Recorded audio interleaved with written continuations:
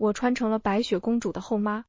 我每天朝九晚五，兢兢业业，烦得魔镜都不想说话。好不容易送走了白雪公主这个麻烦精，结果王子他把我绑了。我瞪大眼睛看着他，你绑我干啥？王子解开衬衫领口，轻声色诱我要干石魔，你还不清楚吗？好家伙，我拿你当女婿，你竟然想睡丈母娘。我穿输了，穿成了白雪公主的后妈。我本以为我会是沉睡魔咒中的安吉丽娜、朱莉，美艳不可方物，抬手呼风唤雨，出行狂霸酷炫拽。可下人告诉我，我就是个被国王抢来的悲催村口小芳，空有美貌，没有势力。这我就不高兴了。我芳龄28，还未成家，你让我给人当后妈？什么？你说国王老头很有钱？说什么呢？那可是我的老 baby。我看着瘫痪在床上的老国王，决定收回刚才那句话。老国王他人虽然瘫了，但色心未瘫。他摸着我的小手，艰难地喘着气说，等我病好了，我就宠幸你。我面上懵懂点头，心里骂骂咧咧。老色鬼，人都半残了，还惦记着糟蹋黄花大闺女。我带着我的侍卫小李子回了卧室。就是外国人名我记不住。我对着屋里的那扇大镜子，开启了每日灵魂疑问。魔镜啊魔镜，天冷了，我不想努力了，什么时候才能有个大哥来看穿我的脆弱？魔镜没有回答，魔镜他表示不想理我。我只好把这份折磨加诸到另一个人的身上。小李子，你说国王什么时候能死？我什么时候才能继承他的财产？小李子他很是无语，修长的身姿站得分外直挺。王后殿下，谨言慎行。我啧啧地欣赏着他帅气的俊脸，很是不解国王的用意。在一个血气方刚的少女身边，放一个这么帅的贴身侍卫，合适吗？莫非那老头想考验我的定力？还是他格外相信自己年老色衰的魅力？总之，我决定让小李子加入我的阵营。小李子啊，你看你年纪轻轻，必是骨骼清奇，与其给那老头卖命，不如跟我上下一心。小李子俊眉微皱，看似做了一番极难的心理挣扎，最后对我行了个骑士礼。王后殿下，臣以骑士之名，愿将一切都奉献给您，为您效忠，至死不渝。虽然贴身侍卫是国王老头为我安排的，但人却是我亲自选的。那天我享受了一把选秀的快乐，各式各样的年轻小伙排站，看得我眼花缭乱。小李子是那个什么算了，就叫他马冬梅吧。他是马冬梅男爵家的远房侄子。在一众人群中，他金灿灿的黄毛和帅气的脸庞闪瞎了我的眼。我看着他被铠甲包裹住的精壮身躯，一时莫忍住，对马冬梅男爵问道，令郎的胸大肌为何如此健硕？小李子闻言淡淡的扫了我一眼，那眼里的杀气让我当时拍板定案，就他了。想刀一个人的眼神是藏不住的，我就喜欢看别人不服我却又干不掉我的样子。自从他当了我的贴身侍卫，肉眼可见的萎靡了许多，那张俊脸都颇为憔悴。王宫里的人都以为我给国王戴了绿帽子，吸光了小李子的精气。其实我不好意思说，是因为他太过操心。我给他赐名小李子，他说我不如叫他老妈子，天天给我收拾烂摊子。王后殿下，你每天无所事事，就会找事，上个厕所都能迷路，何时才能成就你口中的大业？我嫌弃的瞥了他一眼，我今天摆烂，明天摆烂，天天摆烂，这不是自律，这是什么？小李子，鉴于我再不做出一番丰功伟业，我这唯一的属下眼瞅就要弃我而去。于是我带着小李子四处耀武扬威，就好比那 Sexy 和李莲英。Sexy 是谁？李莲英又是谁？小李子用他那低沉磁性的嗓音问我。东方的一个王后和太监。小李子站在原地，浑身直冒寒气的看着我，我严重怀疑他来王宫打工的目的。你这么对待你的老板，真的不怕被开除吗？可我又不能真开了他，毕竟没有比他更贴心的侍卫了。人帅话少，办事利索，活好不好我不知道，但他身材真的挺好的，因此我只能对他狡辩，太监就是大内总管，大内总管就是骑士长，我是夸你的意思。他显然不信，冷着张脸给我带路，将上厕所迷路的我带回了宫殿。现在的王后可真难当啊。总之，我投身于自己的人设，努力给白雪公主找伴子，俨然是一个合格的后妈。这一日，我那傲娇的镜子终于发挥了它的作用，用一种公事公办的声音对我说道，王后很漂亮，可白雪公主比你更漂亮。你们镜子还会自己 Q 流程的吗？镜子她不理我，我甚至能感觉到她对我翻了个白眼。我委屈的对小李子哭诉，就连个镜子都瞧不起我。这世上怎么可能有人比我更漂亮呢？我看着镜中的自己，勾魂眉眼，烈焰红唇，妖娆无比，怎么看都是一个大写的满意。这镜子典型的没有见识，年少不知御姐好，错把萝莉当成宝。瞅瞅人家老国王，多懂得欣赏，我都能当他闺女了，他都能将我绑了过来。小李子无奈的看着我，然后对镜子说道，你就不能骗骗他，惹他发疯对我们有什么好处？魔镜沉默了一会儿，看得出他格外的纠结，可他最后还是选择实话实说，白雪公主她比你好看。王后殿下，要不我帮你把它砸了吧？我那忠诚又粗暴的侍卫如是说道。不用，我抹了抹自己虚假的眼泪，对他吩咐，去帮我找个猎人来，要刀快的那种，我不想再看见白雪公主了，你让他把她带到森林里杀掉，然后把她的心脏带回来给我，作为她死了的证据。魏小李子刚要说话，就被我抬手打断。我故作深沉，不要问我为什么要这么做，聪明的人自然会懂。虽然我也不咋懂，但逼装到位了总归没错。我不是想要说这个，他无语凝噎。那你要说什么？我想说，我去动手不是更好？殿下哪有钱请猎人？虽然很不想承认，但是如你所见，我是王后，但我没钱，所以我才想谋权。国王的老头估计是觉得自己一时半会从床上起不来，生怕我包养小白脸，竟然1分钱都不给我。所以侍卫就不是小白脸了吗？还是……我悠悠的目光看向小李子的下半身，他条件反射的捂住自己，一脸戒备的看着我。怪不得我上次说李莲英她的反应那么大，不会童话也有这种设定吧？不会吧？真可怜。我摇摇头，决定以后对她好点。这王后当得如此憋屈的，估计也就只有我了。不仅要照顾侍卫的心理素质，还要欠自己侍卫的钱。最后我还是让小李子帮我找了猎人。虽然我很想省下这份钱，但我觉得小李子他却不得。一是因为白雪公主有主角光环，无论谁去杀她都会走向放了她的剧情。二是因为两个人都年轻气盛，孤男寡女的，还相遇小树林。虽然小李子有可能那不行，但我还是担心他跟那瞎镜子一样没眼光，看上了白雪公主。那我的篡位大业岂不是就剩我自己孤掌难鸣？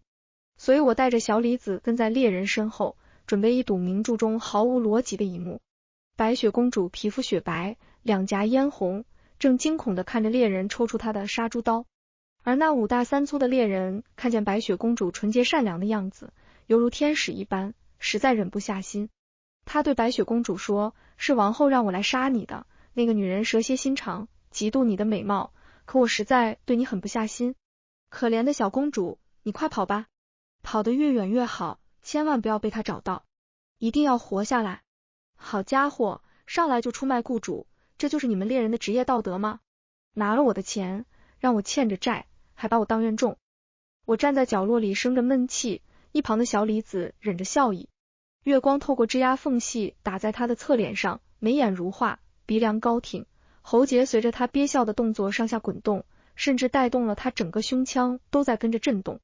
那曾经迷惑我的健壮胸肌隐藏在铠甲里，透出一股 A 到人腿软的气息。我耳根一红，还挺勾人啊，小东西。我清了清嗓子，正了正身，一本正经地看向猎人的方向。白雪公主早就跑没了影，她还傻傻地站在原地。半晌后，她回过神，找了只野猪，剖了心，就走出树林，准备回去糊弄我。所以人心和猪心那么大差距，她是当我傻吗？我勤学苦读985，她竟然想把我当成9年义务教育漏网之鱼。可我又不能拆穿她，我对不起国家对我的栽培和教育。我愁眉苦脸，然后一脚栽进了坑里。哪个天杀的在这种地方挖个坑？不知道我五体不勤，平地都能表演漂移吗？我可怜兮兮地看向小李子，他蹲在坑边俯视着我，笑意盈盈。王后殿下，您这又是在表演什么把戏？我恼羞成怒，还不快把我抱上去。被小李子抱在怀里，我表面上不动声色，心里十分的满意。这手感，这触感，这……王后殿下，您再乱摸，我就把你扔下去。小李子沉声威胁我。嗨，看你这抠搜样，我不舍得挪开我的手，你们男人穿成这样，不就是给人摸的吗？他停下脚步，挑眉看我，我穿成什么样？我上下扫了他一眼，紧密结实的铠甲，毫无缝隙。或许你有没有听过什么叫做制服诱惑？小李子显然没听懂，他警告的瞥了我一眼，然后继续抱着我往回走。他抱着我就像抱着个玩具，一点负担都没有。这安全感让母胎单身的我不禁倾诉欲爆棚。我对他说，小李子，等我篡位成功了，我把你收为我的男宠吧，让你体验一下什么叫做一步登天。小李子脚步一独，紧了紧抱住我的手，无声的威胁。这点小场面我丝毫不惧，继续说道，到时候我把甜茶也收进我的后宫。甜茶是我的另一个护卫，那忧郁的长相真的很像提莫西·查拉梅。只听小李子冷笑一声，你想的还挺美丽。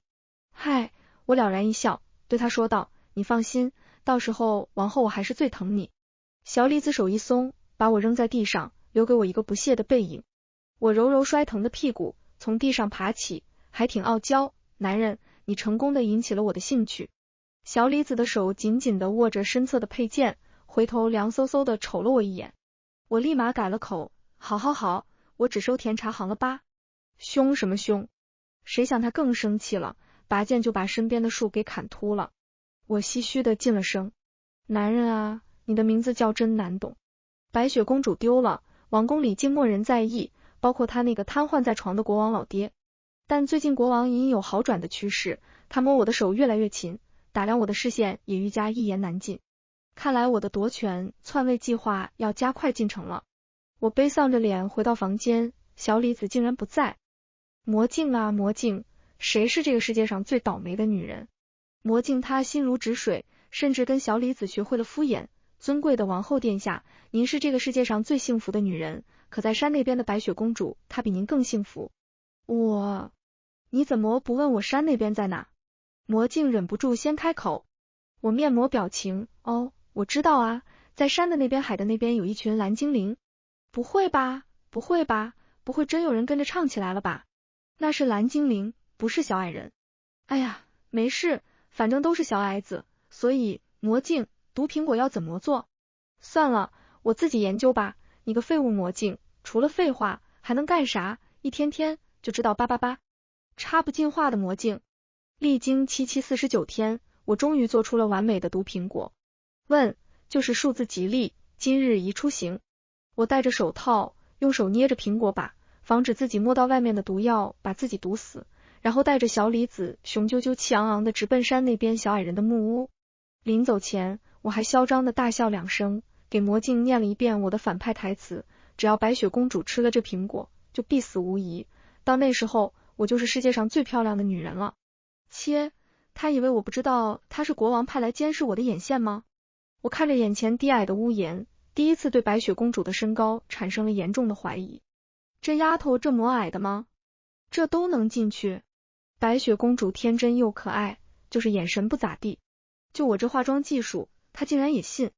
她接过我的苹果，两颊羞涩，啃得格外带劲，然后两腿一蹬，瞬间倒地。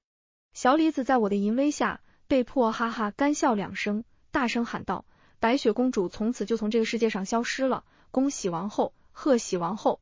别说，还真挺有 sexy 和李莲英那位。直到确定跟踪我们的人走了后，我带着小李子找了个视线绝佳的地方躲了起来。可在这猫了好几天，我人都发臭了，都没等到说好的王子。小李子挠挠胳膊上的蚊子包，忍不住问我，殿下，您到底在等什么？我双眼无神，饿得发昏，等王子啊。王子？他挑眉，什么王子？我嫌弃的看了他一眼，说道，我哪知道是什么王子，百度都不一定知道他姓啥叫啥，我就知道是邻国的王子。邻国这里的邻国只有自由是他轻声呢喃。我没注意他的异样表情，敷衍道，那就是这个立国的王子。我们等王子做什么？等王子把白雪公主吻醒啊，这样我才能完成任务，才有可能回家呀。我唉声叹气。王子他不会来了，我们走吧。我一怔，诧异的问，为啥？小李子他眼睫轻垂，挡住了他的眼睛，让我琢磨不透他的神情。只听他嗓音略带沙哑的说道，因为我就是自由市王子的侍卫，王子他已经死了。他怎么死的？那我的任务怎么办？被暗杀，幕后凶手就是圣纳泽尔的老国王。我震惊，那你来宫里是为了给你家王子报仇吗？他沉沉的叹了口气，是殿下，如果您……我急忙握住他的手，打断他的话，殷切的张口，大哥，我叫你一声大哥，你以后就是我亲哥，只要你带老妹逃离火海，什么王位、狗位，老妹我双手奉上，当然给我留点钱就更好了。小李子，这叫什么？这叫雪中送炭，这叫柳暗花明又一村啊！我正愁任务做不了，要是被老国王糟蹋了怎么办？这现成的大腿就送上门来了。我哥俩好的踮起脚揽住他的肩膀，大哥，你给我说说你那计划呗，让老妹看看能不能帮你出谋划策啥的。小李子面无表情的拿下了我的手，王后殿下，你不给我添麻烦就行了。真的吗？我羞涩又期待的看着他，我真的可以躺平了等待飞吗？你负责乱杀，我负责嘎嘎。小李子闻言静静的看了我半晌，然后叹了口气，说道，你到时候注意自己的安全就行，我怕我没有功夫管你。我立马点头如鸡。就在我俩准备往回走的时候，他突然回过头，沉着嗓子叮嘱我，回去后离甜茶离尼尔侍卫远点，他是国王的眼线，少跟他说话。好，我乖巧回应，不说就不说嘛，干啥黑着张脸？等待谋反的日子里，我兴奋的睡不住觉。我要给我的此次行动起一个名号，古有安史之乱，靖难之役，今有我林某人王后叛乱，就是不能记录到史书上，让我颇为遗憾，想想也无甚可惜，毕竟我只负责躺平。我听着外面噼里啪啦的打斗声，激动的赶紧关上了门，生怕波及自己。但我忘了封窗，因为甜茶从外面翻了进来，将我绑了起来。哦，他现在在我心中配不上甜茶的名字了，人家叫尼尔。尼尔带着我来到阵前，我看着医学奇迹突然站立的老国王，心里只有一手凉凉。这个老银币。我又转过头看着对面阵前的主帅小李子，他手里拿着剑，正横在白雪公主雪白的脖颈上，跟我遥相呼应。此时我突然想高歌一曲，因为我想起英雄联盟中的一个传统，两军交战不斩乐师。想了想，还是小命要紧，毕竟旁边还有个老六。戈尔德，凯尔，你想拿白雪公主换我的王后，这功课你做的可不足啊。老国王呵呵直笑。小李子，不，凯尔，他沉着一张脸，冷声问道，你什么意思？老国王讥讽大笑，那白雪公主根本就不是我的女儿，你拿一个野种来换我的王后，未免也太看不起我了。我就说嘛，这个糟老头子怎么可能生出那么漂亮的女儿？白雪公主闻言满脸泪痕，眼中带恨。那你是什么意思？凯尔问道。老国王洋洋得意，我要你退兵，然后给我自由市北边的领地。这话一落，凯尔那边的士兵不干了，纷纷喊道，你个老头臭不要脸。我也觉得，是你被我们围攻了，还想要我们领地，做你的春秋美梦吧。言之有理。王子殿下，杀了他们。王子殿下，杀了他们，杀了他们。别呀，大哥们，小妹我还想多苟活几日。吵闹间，我感觉脖子一疼，紧贴着我的匕首在我的脖颈间拉了一道口子，血顺着伤口往下流。考虑的怎么样啊？戈尔德，凯尔老国王胜券在握的痴痴发笑。凯尔握剑的手青筋暴起，眼睛一眨不眨的盯着我，他抬手对身后的士兵喊道，退兵。果然还得是我的好大哥呀。09大哥他不光退了兵，还用城池将我换了过去，就是没给我松绑这一点让我不太满意。我狗腿的对大哥表达我的忠心，大哥你放心，我以后指定给你养老送终，从今以后我就是你亲闺女，我一定不把你养弃，还找老嫂子伺候你，包你满意。大哥他黑着脸有点生气，难道这还不够？我试探着问，要不2个？一个老嫂子给你捶腿，一个老嫂子喂你吃水果，起不？我闭了嘴，不敢再说了，因为大哥他不耐烦的解开了衬衫领子，3步并2步向我走来，然后把我推倒在后面的床里。干，我有这么身交体软一推倒吗？他半俯在我上方，一张俊脸贴得格外近。你要干啥？我咽了咽口水，紧张的问道。他轻声笑了笑，手指暧昧地拂过我的脸庞，我要干石磨，你还不清楚吗？我娇羞道，不清楚。他果然上了套，霸总似的说，那我就示范给你看看。说完，他低头吻了下来。我害羞地闭起了眼睛，然后又愤愤地睁开了眼睛。就这，这个吻蜻蜓点水，清汤寡水。说好的干柴烈火，欲火焚身呢？你不能因为是童话故事就敷衍我吧？有什么是我尊贵的 VIP 不能看的？我很是生气，然后一脸正气地推开了他。好家伙，我拿你当女婿，你竟然想睡丈母娘！凯尔，被我推倒在地的凯尔沉默不语，用一种难以形容的眼光看了我许久。我觉得他在怀疑自己的魅力，其实不是他魅力出了问题，是我比较害羞而已。但我不想告诉他，因为他肯定会说我果然是在馋他的胸大肌。而我是一个矜持的美女。曾有姐妹告诉我，男人你得钓他2天才能同意，我认为很有道理。可还没等我开始钓鱼，我就得到了一个不好的消息，白雪公主逃跑了。唉，都怪这生活太过安逸，我都忘了正事莫提。我叉腰横眉怒目，好啊，你个利伯还是西伯利亚国王子，你是不是吻白雪公主了？要不然他怎么能醒？凯尔摇了摇头，十分黑线地说，不是自己。我更气愤了，你竟然还敢撒谎！不是王子的真爱之吻，根本唤不醒他。他没问我话语里为何如此的笃定，轻飘飘地吐出一句，这世上又不是只有我一个王子。啊，还挺有道理。我心虚地转移话题，那他跑了会怎么样？不会怎么样，就是会带着她老公回来复仇而已。我怎么的？童话秒变宫斗剧？回凯尔国家的路上，他处处叮嘱我要小心，不要离开他的视线。事实证明他多余了，笑死，因为我们根本没回去。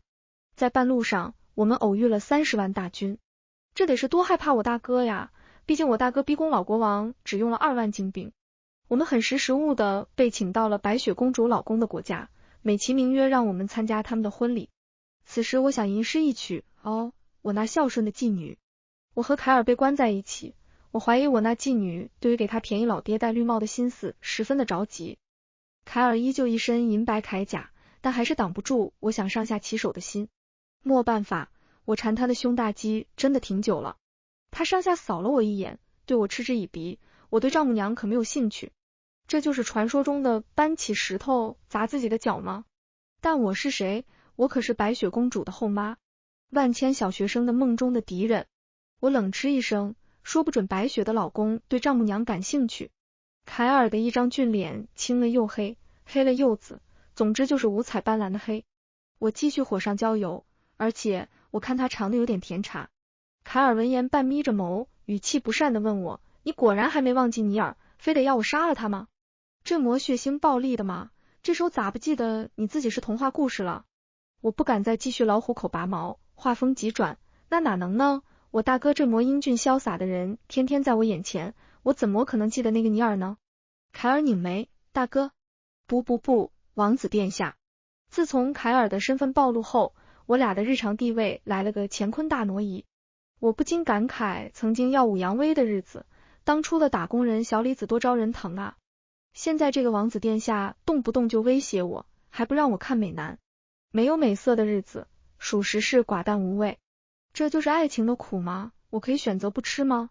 不能。凯尔冷冷留下一眼，然后走到桌边坐下小憩，快睡吧，明天是场鸿门宴。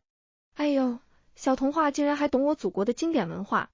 就是这茫茫夜色，孤男寡女的，你不对我做点什么，是不是有点太辜负我妓女的心思了？凯尔用行动回答我，他能，因为他真在桌边活生生坐了一宿，说是为了我的安全守着我。干，还真他娘的是个童话故事。第二天，我顶着欲求不满的黑眼圈参加了白雪公主的婚礼。我看着同样被请来的老国王，打个招呼，哎呦，好久不见哦。老国王看见我身后的凯尔，回我一声冷哼，今天这个剑我是一定要犯的。我坐过去，落井下石的问他，你不挺厉害的吗，老头，咋也被绑来了？老国王愤愤不平，甚至还 diss 我，要不是你没杀死他，我们至于在这相见？行吧，反正跟他解释主角光环他也不懂。这老头当初非不信，非要我想办法杀了白雪公主，我要不听他的，他就要对我酱酱酿酿。我问他，你为啥不自己动手？他说，已故的王后给我下了诅咒，我无法对白雪公主动手，不然就会死于非命。我说他怎么瘫痪还那么猖狂，原来是个演技派，怪不得被绿，还被亲老婆下了诅咒。老国王看向我身后的剑拔弩张的凯尔，你就算想现在杀死我给你哥哥报仇，也得先解决白雪吧。凯尔面色不善地看着他，不置一词。就在我怀疑两人快要看出火花的时候，白雪公主牵着她的王子出了场。她依旧乌发白容，天使一般的长相，只是眼里不再单纯，而是充满了阴鸷和憎恨。好家伙，这就黑化了。别说，还挺对味，要不是我贪慕凯尔的胸大肌，真想跟这样的白雪来一出故乡的百合花开了。他扯着嘴角，讥讽地对我们笑，父王、母后，欢迎你们参加我的婚礼。我毫无感情，全是技巧的鼓了鼓掌，恭喜，恭喜。白雪冷笑，我看你们一会还笑不笑得出来？难道不是你一直在笑吗？我的便宜大闺女。但我不敢说，因为我们周围围了一圈的人，拿着剑指着我们，准备一声令下就送我们驾鹤西去。凯尔将我护在身后，皱着眉看着白雪的老公哈勒德·伊芙利。我这才跟着把视线投向了那个没有存在感的王子。他双眼空洞无神地注视着前方，像一个呆滞的木偶。他这是怎么了？你们认识呀？凯尔蹙眉，他被巫术控制了，他是我的挚友，他父王在遥远的伊斯贝兰王国做客，听闻他最近的行为很不正常，便给我传信让我前来看看。我无语，所以你是早有准备，主动前来的呗？亏我还以为我们命不久矣，想要跟你来个临终表白来着。凯尔一怔，你说什么？我恼羞成怒，莫听见就算了。凯尔伸手牵过我的手，低头浅笑，声音小小的，都蒙在了他震动的胸腔里。他说，乖，等我收拾完这里，我们回去表白。我还没发表意见，白雪她先不乐意了，她尖声喊道，你们当这是哪里？来人，给我杀了他们！侍卫们一拥而上，凯尔护着我且战且退，还顺带一个拽着我裙子不放的老国王。凯尔的剑被他们收了去，他随手拿了一个烛台架子充当武器。虽然我的白马王子此刻有点滑稽，但依旧不妨碍我觉得他帅呆了。所以说好的你早有准备呢？人呢？凯尔脸上罕见的挂满了不好意思，我以为他要婚礼后发难呢，谁想到这魔经不住刺激。这白马王子多少沾点缺心眼。就在我吐槽他不靠谱的时候，旁边斜刺过来一把剑刺向了凯尔。我惊恐地看着他血流如注的肩膀，顿时怒从中来，抬手捡起一块不知道哪来的板砖，照着那个侍卫的头用力砸了下去。他娘的，我都莫这魔欺负过他呢。我捂住他的伤口呜咽，可心疼死我了，惹得凯尔低低的轻笑。你还笑？他轻咳两声，掩耳盗铃，不笑了，不笑了，别哭了。他手足无措地帮我抹掉眼泪。我嚎啕得更大声了，你的救兵呢？来了来了，你睁开眼看看。哦，我瞬间睁开了眼睛。前来支援的侍卫顺势就将战局扭转，擒了白雪，还顺带了一个自投罗网的老国王。我终于放松地叹了口气，原来童话故事的走向也挺生性。白雪公主的老公就是凯尔的兄弟，那个什么什么福的，清醒后感天谢地，非要留我们做客。凯尔义正辞严地拒绝了他，说要回家听戏。我纳闷，什么戏？你们西方也流行这个？凯尔神秘一笑，附在我耳边说，你不是要跟我表白吗？我老脸当场一红，随后又深深犹豫。这不是童话故事吗？万一我们婚后没有幸福生活怎么办？凯尔见我一副畏难的样子，变了脸，怎么，你后悔了？不愿意？还是你没忘记尼尔？我现在就去杀了他。我拉住他的袖子，将他拽了回来，小声说出了我的顾虑。凯尔当场黑了脸，咬牙切齿地说，我不行。他将我扛了起来，转身就宣布起军回营。回国后，凯尔刚带我见了他的父母，然后跪地就求了婚。还莫等我沉浸在第一次被求婚的激动中，他直接宣布第二天婚礼。好家伙，老国王当初都莫你这魔猴急。凯尔勾唇邪魅一笑，我给你证明一下我行不行。噗嗤，我破坏了气氛的捧腹大笑，笑得很好，下次别笑了。凯尔很无语，他决定不再跟我废话，抱起我就往屋里去。不愧是白马王子，公主抱得很标准。然后就是尊贵的 VIP 不能看的了。不过凯尔很行，我叫戈尔德·凯尔，自由市的二王子。我进入圣纳泽尔王宫是为了给我哥哥报仇，他是被老国王谋害而死。起初我收买了欧卓纳男爵，伪装成他的远房侄子，进了宫内的侍卫选拔。我本想着成为老国王的侍卫，然后找机会下手杀了他，但这计划被突然而来的王后破坏了。王后她也就比老国王的女儿白雪公主大2岁，听说是被老国王强行抢来的。她长得确实美艳勾人，但我是来杀人的，不是来选美的。初次见面，她那巨令郎的胸大肌为何如此健硕，简直是奇耻大辱，让我忍不住想当场杀了他，但被欧卓纳男爵按住了。我忍住了火气，做了他的侍卫。他说我长得像他们家乡的一个伟人，于是叫我小李子。我发现这个看似柔弱的女人骨子里全是某蛾子。她很烦，又是迷路又平地摔的，给我找了不少麻烦。刚开始我听她说想杀了白雪公主的时候，我很是嗤之以鼻，果然越美的女人越是蛇蝎心肠。但她奇奇怪怪，她嘴上说着狠话，却始终狠不下心，想杀白雪公主，又总是放了她。后来我才知道，原来是老国王在威胁她，因为去世王后的诅咒，他需要在保持自己声誉的情况下，借他人之手除去他那个会巫术的女儿。好吧，就像蒙丽莎说的，她被绿了，心里有点扭曲。蒙丽莎就是王后，但她总跟我说她叫林雨，一个东方人的名字。我开始和脑子不大好的王后相依为命，她说的。我看着她每日忙活的要命，不是在给白雪公主找茬的路上，就是喊小李子救命。我开始觉得王后可爱起来了，这可不是什么好事。于是我开始有意无意的躲着她，可这个女人竟然莫在意，她又收了一个侍卫，管她叫甜茶，总是一脸星星眼花痴的看着她。我有点生气，我又开始频繁的在她眼前晃。她终于不再看尼尔了，把视线放回了我的身上，这让我很满意。她今天又垂头丧气的回来了，说是老国王又占了她的便宜。我压抑着心中的暴力，想杀了那个死老头子。她不开心，她跟我说要不要和他一起谋权篡位。我忍住了自己想要立刻答应的冲动，不然这个女人很会蹬鼻子上脸，满脸的洋洋得意。半晌后，我回答她说好。我半跪下，握起了她的手，吻了下去。我对她宣誓，我愿将一切都奉献给您，为您效忠，至死不渝。我会护她，守她，还有爱她，做一个真正的骑士。